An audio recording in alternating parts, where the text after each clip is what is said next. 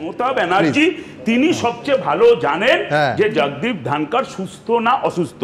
তার কারণ হলো মমতা ব্যানার্জির দলই দেখবেন শুধুমাত্র সোশ্যাল মিডিয়ায় চিৎকার করছেন, কিন্তু তার বাইরে এই আসল সত্যটা মমতা ব্যানার্জির দল আনতে দিচ্ছে না যে কেন জগদীপ ধনখড় ইস্তফা দিতে বাধ্য হলেন। প্রধানমন্ত্রী অমিত শাহ চায় না বলে মমতা ব্যানার্জির জগদীপ ধনখড় ইস্যু সামনে আনতে দিচ্ছেন না।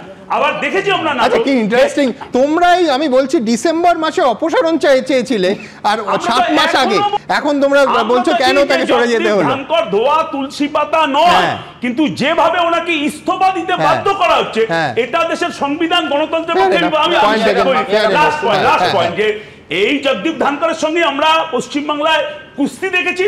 আবার হিমন্ত বিশ্ব শর্মা যে লোকটা বাঙালি মানেই বাংলাদেশি বানিয়ে দিয়েছে, তার সঙ্গে আরএসএস এর বার্তা নিয়ে উনি এসেছিলেন। মমতা ব্যানার্জি জগদীপ ধনখড় মিটিং করে রাজ্যপাল থেকে ওনাকে এই রাষ্ট্রপতি উপরাষ্ট্রপতি পদে উত্তীর্ণ হতে মার্গারেট আলগাবাকে হারাতে সাহায্য করেছে।